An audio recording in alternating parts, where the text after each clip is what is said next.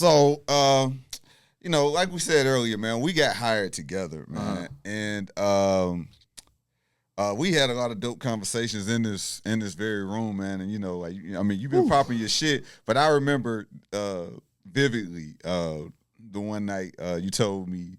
You said, I'm just trying to get my Aaron Rodgers on, because we came here when we got hired here at V. And what was Aaron Rodgers doing that year? I think he was already with us. He already had a Super Bowl. All that shit. Yeah. But I got another context of me saying that. Yeah, but because they say ain't getting your Aaron Rodgers on the 2025 don't mean the same thing. Yeah, it ain't the same thing. But see, when we got hired at V, it was star-studded. Yeah, it was star-studded. Like, the air was very thin up here. It was nothing but stars around us. And we was like, damn, man, how the fuck are we ever going to get in those positions? Yeah. You was working overnight. I was up here doing air checks, working on trying to get on air. And strict around this bitch, boy. Yeah, man. Damn. And you was just like, man, we got all these stars up in here, man, but we the new talent, we the new stars, Yeah. And at the end of the day, you look at somebody like Aaron Rodgers, he was behind the Hall of Famer, but then when he got his chance to start, everybody forgot about the Hall of Fame. Yeah. And then he went and won his Super Bowl. You just leaned back and you said, I'm just trying to get my Aaron Rodgers on, bro. That's some cold shit. I never forget that. That's a fucking bar. It. And I feel like, I did that. I feel like I definitely did that with the JoJo and Big Homie show, because, we came in after DJ Scream. Yeah. Legendary DJ Scream, my big homie. Hood Rich Radio, that's iconic in the city. Hood Rich mixtape brand is iconic in the city. And to be able to come behind him and, with his blessing and with his endorsements and his advice and mentorship, we was able to hop in and, just run shit up. And this also because I utilize social media. I utilize social media to push the product, to push the brand collectively and individually.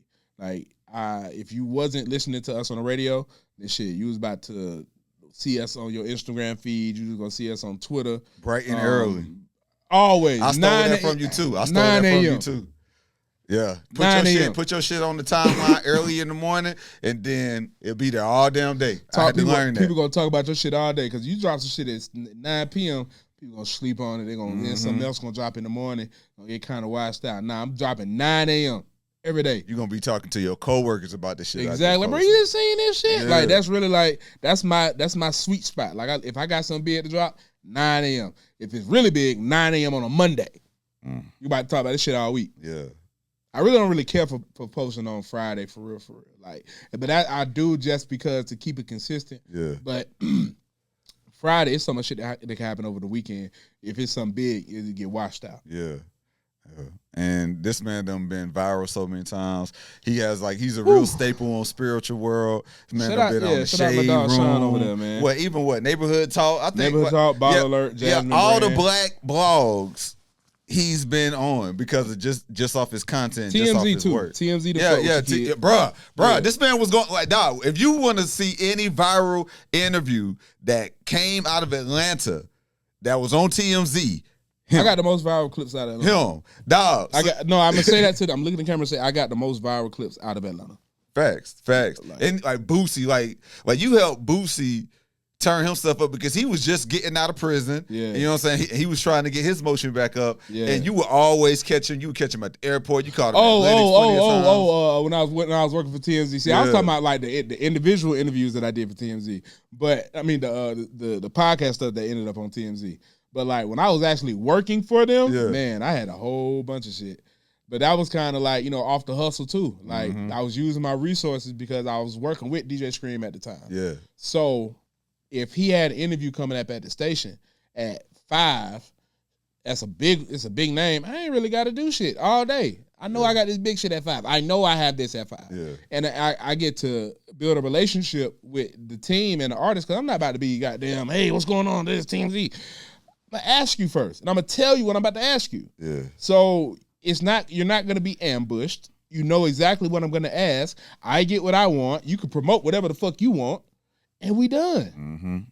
That shit was so easy for me. Like, people still remember that shit. Like, I still can look at old interviews that I've done that are on TMZ. They still reuse some of my shit. Like, if they talking to the same person. Like, but my biggest TMZ interview was definitely probably R. Kelly daughter. Oh yeah, I remember that. Yeah, I did that shit like early one day during the weekday, and man, I went to the movies the rest of the day. I didn't do shit the rest of the day. I did my job. Yeah. You get R. Kelly daughter talking about her daddy. Shit. Yeah, man. Good times, man. And then you did a lot of interviews with OnlyFans models. Yeah. A lot of OnlyFans models. Oh, wait. Did you knock any of them OnlyFans models down?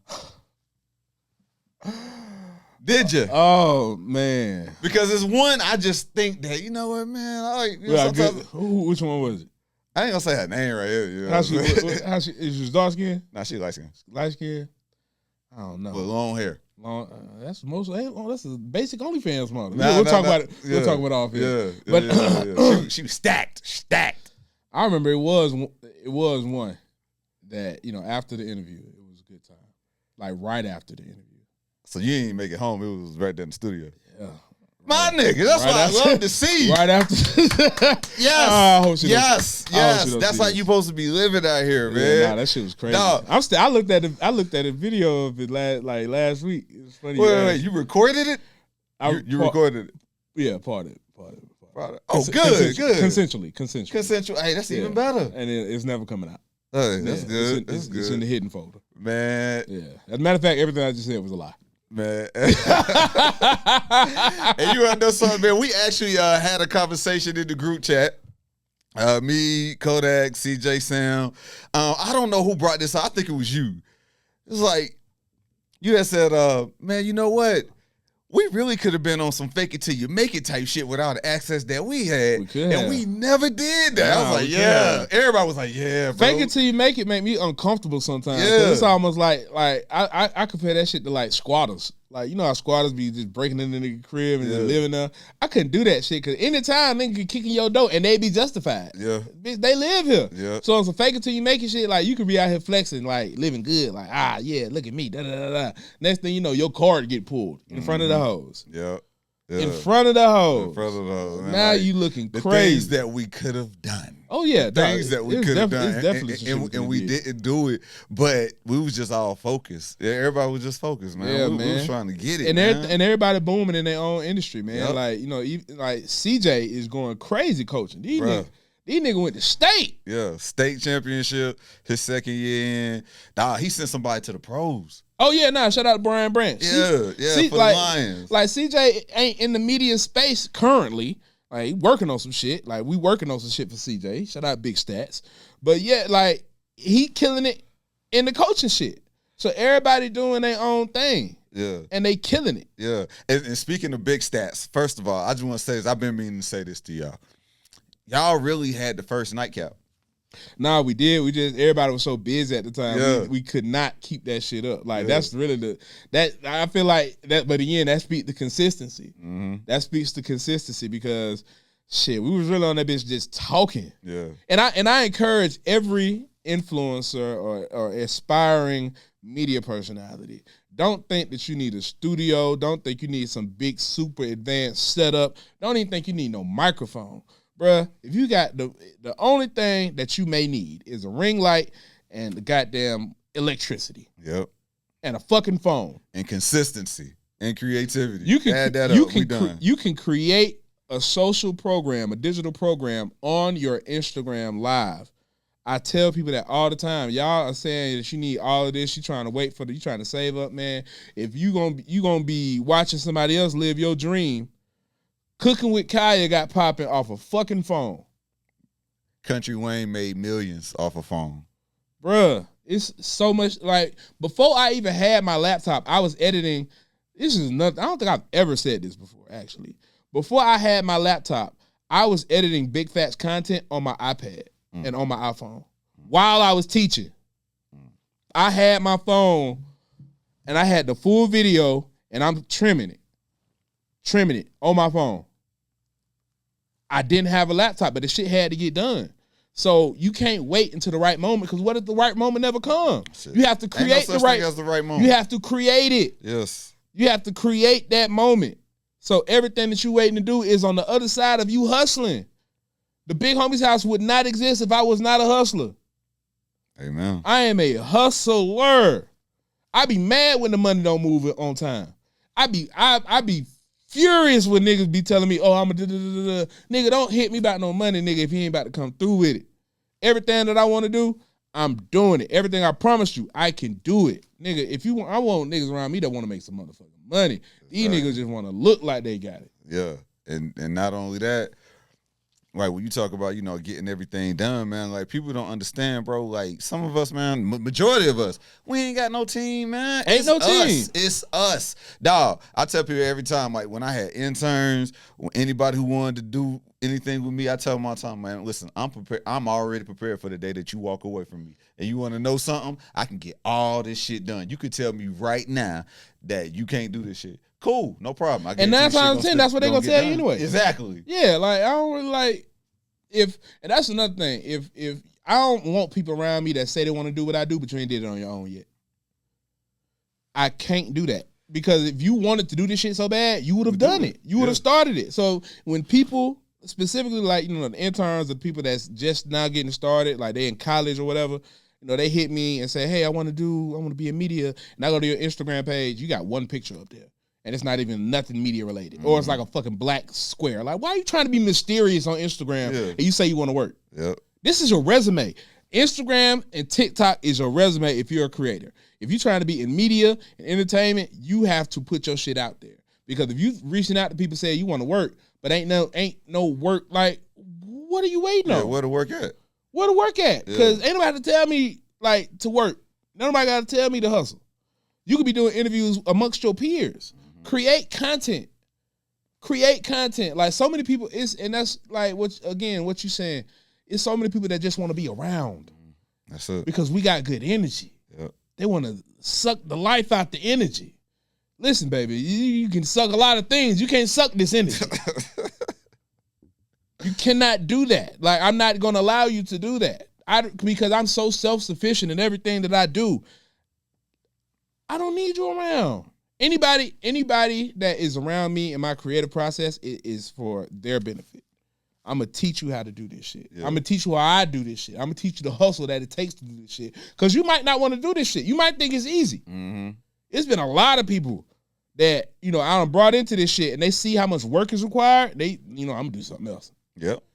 This shit ain't easy. I respect that, though. I respect the shit out of that. Yeah. But it's at least you honest with me and we ain't wasting no more time. It's the motherfuckers that sit around and wait for you to help them accomplish their dreams. Man, I'm going to tell you something. One rule I got going into 2025, shout out to my girl, Erin Ray, because we both had this conversation, man. At the end of the day, I'm not telling nobody nothing. I'm not finna give you no insight, no advice. I'm not telling you shit. Figure that shit out. Because at the end of the day, people going to do or not do what they want to do. Exactly. Anyways, so what's the point when I got so much shit going on? Because beyond this shit that we talking about, beyond this work, I still got a whole career. Still got to take care of that. I still got a household. I still got bills. I still got life issues, bro. Yeah. So I ain't got time for that. Yeah. If you not serious about this shit, my nigga, dog, step the fuck off quick fast. But not only that, you ain't have no business messaging me.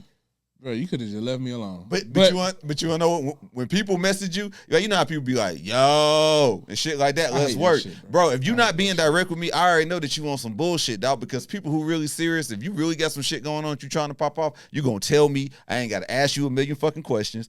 It's all gonna be right there. When I was trying to get on, and I'm sure when you was trying to get on, same thing. When you message somebody, you was like, hey, I do X, Y, and Z. I go to Clark. Yo, I'm trying to be your intern. Whatever you need, I can do this. That's how it was when I first DM DJ Scream. See, DJ Scream put up he was up some crazy hours. He was like 2:00 in the morning, and he said, "Man, I'm looking for niggas that's ready to hustle. I'm gonna show you this shit." And I was up, and I sent him a DM like, "Let me find this motherfucking message." I sent him a DM, and I was like, "Bro, what's up? What we doing? What we got to do?" He says, "Send me an email with your resume." Sent it over to him. That at that moment, like you're not finna tell me you like with yo. Mm-hmm. And then to take it a step further, what you talking about? If first of all, I hate that. Second of all, it say in my DM, do not DM me. Do not DM me. Okay, do not DM me. Yeah, and you post that like at least twice a week too. Exactly. Email me. Emails go here. Yeah. See. Look, I'm gonna show you that. You see that? I don't know what time. Wait, Nope. All right, there it is right there. That was the first message I had sent to DJ Scream when he said he was looking for niggas to help. And I'm telling you see, that's a long-ass message. That ain't no goddamn yo. Yeah, it's 2017. 2017. I was 27 years old. See? Right. I was ready to hustle for free. Yeah. And that's another thing. A lot of these kids are entitled early. Like, you ain't got no stake in the game, you ain't got no skin in the game, you ain't got no accomplishments, no accolades, but you telling me what you deserve. Like, if you're in college, you need to be interning, because niggas ain't paying for interns, I'm gonna be honest. Because it don't generate no income. Fucking right. You're not really doing no work, because you don't know what to do. Exactly. The most you can do is go get niggas coffee, go get niggas some water. And then listen. Not be in the way. And please don't be in the way. That's it. Like, when niggas is taking pictures, your shit need to be last. If you get a picture. Yeah.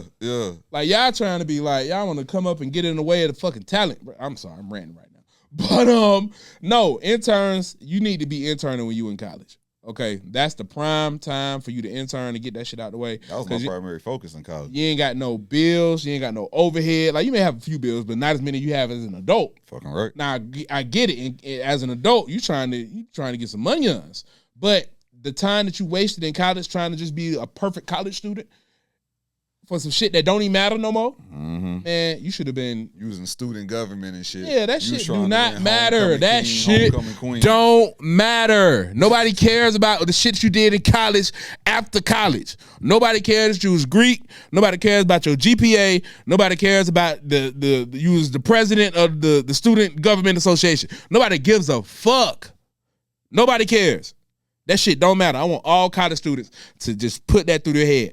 That do not matter once you graduate, especially if you're trying to do media, especially trying to do entertainment, anything like that. It doesn't matter. You better get some work experience. That's right. Nobody cares. And not only that, like we you and me, we both went through our individual situations recently, where the industry is the industry. Hell yeah. And fucking right. it hit you out of nowhere. Hell yeah. Man, I got laid off January 9th. I'm tripping. January 9th, 2025. I got laid off on my first day back in the office. Bruh, I got let go from my Milwaukee station. What? It was mid-October. On a Friday. Damn. An hour after I had just finished doing my mixes for my show that night. I'm out here, handling some shit at the store. I'm walking out the store. My PD called me. He's sounding outside. I'm like, what's wrong, man? I just got to let go today. What? I'm like, what the fuck going on? And then, I'm thinking, at first when he said that, I'm like, oh, you got to let go. Damn, that's fucked up. That's what I'm thinking. That's bad, bro. I thought that was like, oh, you just got to let go. Cool. But then he was like, nah, man, they folding the station. I was like, oh, shit, so we all got to let go. You know what I'm saying? I ain't gonna lie. It's fucked up. Yeah. I probably would have took that a little better. Yeah. It was just me. Yeah, it was just me. I was just like, whoa. I was like, I thought it was just him. And then he was like, oh, I was like, damn. Yeah, man. I mean, that shit sucked for real. Like, yeah. I feel like it was more jarring for me because it wasn't just the last 3 years of like when the show started. It was like the last 7 because we're going back to 2017. So no, really the last damn near 8. For real, like the last 8 years of me being affiliated with one spot. Yeah. So it's kind of like, damn, that's over. Like I was the longest tenured person for the beat that wasn't named DJ Scream or Louis V. Actually, I was there before Louis V. Like I was in the building before. Yeah, I was the longest tenured person before DJ Scream. So I mean, it definitely stung because shit. You saw I carried shit on my back, like I carried the fucking flag. Yeah, same here. And like especially in moments like it was a lot of times where I my co-host was pregnant most of 2023. Yeah, she was out. She was out for the last portion of 2023, and I was carrying it for a few months, and. Like, damn, I'm the first. Like, fuck. And I understand. Like, it has to happen. So I mean, like, if it wasn't me, it was gonna be somebody else. Yeah. And that's what you don't want. Like, you don't want it to happen at all. Yeah. But it's kind of like, what could you do in that situation? And I know what happened because it was a layoff. It wasn't like, fuck you, nigga, get out. Yeah. It was a layoff, and that's corporate shit. Like, and that's the thing, like it's like we always plan for the good times, but you never plan for that because you just don't even see it coming. Nah, you didn't. When it happens, the majority of the time, you're not gonna see it coming. You're not even gonna think about it. Just like when they folded the Milwaukee station, just a week before that, they had sent us the email bigging us all up like, yeah, this is the highest ratings we've ever had. Bro, we went number one. Like I stayed number one in Milwaukee from day one. Listen, the JoJo and Big Homie show went number one, and it's like three age demographics, but we went number one to like two of them, like the two most important ones, and we didn't have the same support as any other station in the city as far as marketing. Like they never marketed the JoJo and Big Homie show. They marketed the beat as a whole and the Breakfast Club, which of course that's the big show. But we never received any particular marketing in the city. There were no billboards, there was no promotions, there were no individual ads. So everything that we did was off of our own effort. Really, a lot of the shit that I did was I attributed to the growth of the show. But I'm not upset about it. But I will say I'm petty. Me too. And me being petty is the catalyst for a lot of the things that I'm about to do. Because I can't let somebody think that they made the right decision distancing themselves from me. I cannot let you think you made the right decision. Like I want to burn it down. Like It's like I think that the analogy that Batman's assistant made in the Dark Knight, he said, "What does a child do that doesn't feel the warmth of the village? He burns it down to feel the flames." It's dark. Who said that? Bane? No. Alfred. Okay. Yeah, Alfred. Okay. So I mean, and it's nothing against anybody. It's nothing personal against anybody over there. But I mean, it's just some shit that I gotta prove, not only to everybody else, but most importantly to myself. Yeah. Because there was, I'm not gonna lie, there was like a week. I had to sit down for like a week. So the week after it snowed, I had to just like sit down because I was yanked out of a situation that I thought I would have a little bit more say so when I left, because I planned on being with iHeart for a minute in my head. Like, we about to run this shit up, nigga. We doing good. But they had other plans. So I was hurt. I had moments of self-doubt, and I had to figure out, like, damn, was it me? I had a whole bunch of questions. It was like a bad breakup almost. So I had all these questions, and then after that week was up, it was like, it's time to get to this shit. Like, nigga, you. Like, one song that I kept listening to, that I'm still listening to, and I'm probably gonna listen to for the whole of 2025, is that Gunna, Him All Alone. Cause I am. That's right. I am. And I feel like sometimes sometimes, I'm not gonna lie, in the past, I've had to downplay my greatness to appease other people, because I can come off cocky. But it's earned. Yeah. I'm him. Yeah. I took a podcast and took it to radio. It's never been done before. Yep. Like, I quit my job to do that. I got a Washington Post article for it. Like, I remember that. Like, I'm literally in the Washington Post off the things that I did at my mama house on my phone. That's right. Like, this is hustle. This is God's vision. Right. This is hard living, Mr. Christoph sipping. This is the most efficient. Yeah. You feel me? But I'm happy, and I'm in a good place. I feel like certain things that happen are supposed to happen. Yes. And somebody called it like the golden handcuffs. It's like you'll be in a situation and you want to do more, but you're not uncomfortable enough to do more. Yeah. So you can be in a good job. You want to make more money, but you're making enough money to survive, but you want to make a lot of money. Yeah. But the fact that you're making enough to survive, you're not really going to do nothing to change your situation because you're good. Mm-hmm. And that situation is kind of like repeating itself. Like, it's kind of like working out. Yeah. A lot of people don't work out until they have like a serious health issue. So, but you wake up in the morning before that shit, it's like, I'm going to go to the gym tomorrow. I'm going to go to the gym tomorrow. Until tomorrow turns into next month, Yep. 3 months, 6 months, a year. Now you big as a motherfucker. Yep. You got all types of shit wrong with you. But that's because you weren't uncomfortable enough. Yeah. But now that I'm out of that comfortability, I'm having so many other ideas and I'm able to reach out to so many other people. Now I'm not gonna lie. The thing that I do miss is the consistency of the paycheck. Like, yeah, I mean, of course I got, I'm good for the next few months, but it was kind of like, moving forward, like I'm still on the timer. Yeah. And I'm bored. Yeah. So I'm on the timer and I'm bored. So there have obviously been conversations being had, and I'm just at this point I'm like ready for those things to fall through or come to me, and I know they're coming, but it's like shit. Now I want that shit right now. I just be sitting like I sat at home all day today, didn't do anything. This is my first time coming out.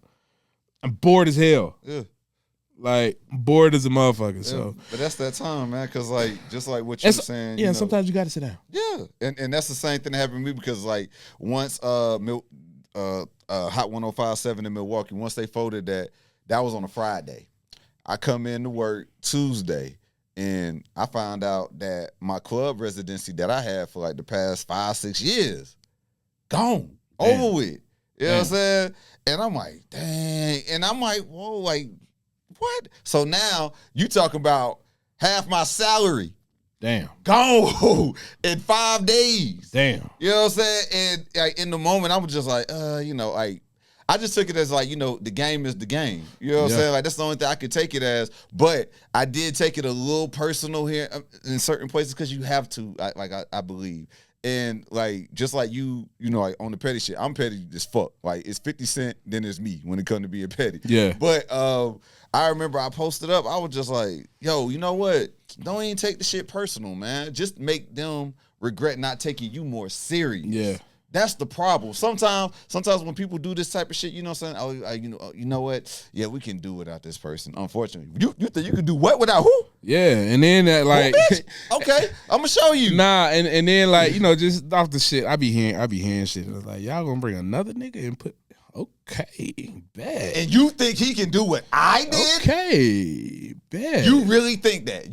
What makes you think that? Because he's cheaper? Kendrick, that really would be what it is too. That's what it is. That's what Shit, that's really what that's really what it is. Okay. But Kendrick said some crazy shit last year. He said a lot of crazy shit last year actually. But one thing he said is one of my favorite lines in a hip hop song because it's so personal to me. Sometimes you gotta pop out and show niggas. Fucking right. And I feel like and then this is no hate to nobody because I literally love. I still got love people over there. Louis V changed my life. Louis V took a kid from Atlanta and a girl from Chicago and Memphis, put them in the radio. Like it was really a fucking visionary for it. And I know that wasn't his fucking decision. Yeah, it wasn't his decision. We talked afterwards. Louis V, that's like my big brother. Yeah. For real. Ferrari, that's my dog. BT, that's my dog. DJ Scream, obviously biggest OG. JoJo, we made history together. But as far as the company. Absolutely. I'm coming for blood. Honestly. I'm coming for blood. And I apologize if my success affects anybody negatively. But I'm coming for blood because I'm petty. I'm extremely petty. Like in my relationships with women, like sometimes that can come off wrong. I'm working on it now. But in business, in business and a professional setting, I am very petty. I can't turn it off because if I feel like you tried me, I'm going to show you where you fucked up at. I do feel like right now I am in Atlanta, but I feel like I am a top 20, well, really top 15 radio personality of all time in Atlanta. Top 15. Damn. And you want to know something? It's nothing wrong with saying that because I remember it was probably right after I started doing afternoons. When, you know what I'm saying? Radio, you got to start overnight, work your way up. Yeah. And I think when I started doing afternoons on air, I tweeted this out. I said, you know what, I'm top 5. Like as far as my generation, as far as millennials go. Oh, nah, we talking about like radio across the country though. I said in the country. Yeah. I'm top 5 in the whole country. Shit, how you supposed to be? That's how you supposed to feel. But that's also just we have to realize where we are. Like we are in Atlanta, so we're already in the top market. Mm-hmm. Like if you black and you do media, you can only really do this shit in LA, maybe Houston, New York, or Atlanta. I don't really like New York. I don't like New York stinks. Literally. It's funky. LA is my preferred market. I'm gonna be a personality in LA eventually. Houston is just very Atlanta-ish. Yeah. It's very I can't even call it Atlanta light. It's really like Atlanta plus because Houston's big as fuck. Yeah. But as far as like, you know, being black and doing what we do and talking to the people, Atlanta is the city.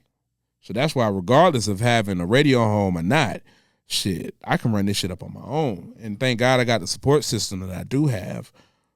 Because shit, we running it up together. Exactly. And again, I appreciate everything that my last spot did for me. For real. And I can't even get mad at like the big dog for having to carry out the message. Like, shit, he had to. I understand how it goes. Yeah. Like it's not like and they told me it was never anything performance based. Like I was not bad at my job. Yeah. But it was a corporate thing. It was probably way beyond the building. And when I got laid off, a bunch of people got laid off around the country. Yeah. So it was just another round of it, and I've seen it happen, and this time it happened to me. Yeah. But I'm coming for blood. Got to. You know, like, that's the thing about radio and maybe just the media industry in itself. It's like the league, bro. It's like the league, and sometimes it really is a numbers game. Yeah. And unfortunately, sometimes, you know, you see it in the NFL all the time. You know what I'm saying? Dude could have been with this team for his whole career, and then out of nowhere, hey, man, we just got to let you go. Like, damn, man, I deserve to still be here. And then you got to be Saquon Barkley on them niggas. That's hard. That's what you got to be. That's a goddamn bar. Shit, you got to be Saquon Barkley. That's you know a what I'm goddamn saying? bar. And that's really the truth. Like, and you right, because I can't fail in front of y'all. Fucking right. So I'm not going to. Yeah. I can't be out here looking sad and depressed and down and out, nigga. I'm about to show you this shit. Yep. And again, that's the golden handcuffs, because when I was with y'all, it's almost like, damn, I feel like a bad bitch after she break up. You know, bad bitches be goddamn, you break up with a bad bitch, you about to see her on your explore page. Yeah. You feel me? Yep. And now, like, even after this shit has happened, you know, when I first started getting back in my creative groove, I had a video go viral the first day. Of course. The MLK shit. I don't really want to claim that one because it was kind of toxic. Hey, man, it be like that sometimes. It do be like that. But I can post old shit. Like the shit I posted with Suki probably like a year or two old. I haven't recorded anything new since 2024. And I'm still able to post consistently, drop new shit. I could drop shit so old nobody's seen it. Uh-huh. I have such a deep content library. Yeah. So, nah, man, God bless everybody that's been in my circle, been in my corner, whether past, present, or future. You know, shout out to my dog DJ Sturgis, for real. Nigga, you know, a lot of niggas be getting in this shit, switching up. The Sturge ain't never switched up on a nigga. And there have been times where, like, you know, both of us could have been like, man, I'm about to just go get a regular job. Ain't shit regular about me though. Bruh, I don't even talk to regular bitches. What Killer Mike say? I'm not a regular nigga.